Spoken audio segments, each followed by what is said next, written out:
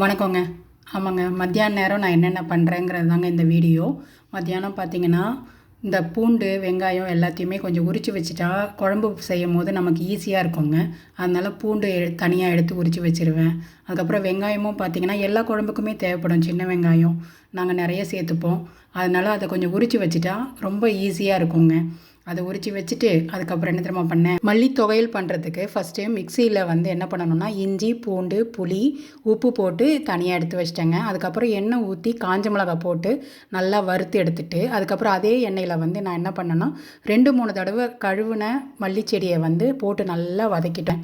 வதக்குனதுக்கப்புறம் பார்த்தீங்கன்னா, இந்த மிக்சியில் போட்டிருந்தோம் இல்லையா, அதையும் அரைச்சிட்டு மல்லிச்செடியும் போட்டு அதிலே அரைச்சிட்டு தாளிக்கும் போது பார்த்தீங்கன்னா, எண்ணெய், கடுகு, அதுக்கப்புறம் பார்த்தீங்கன்னா கருப்பு உளுந்துங்க போட்டு நல்லா தாளிச்சிட்டு நான் என்ன பண்ணிட்டேன், அரைச்ச அந்த மல்லிச்செடியும் போட்டு வதக்கிட்டேங்க. சூப்பராக இருந்துச்சுங்க.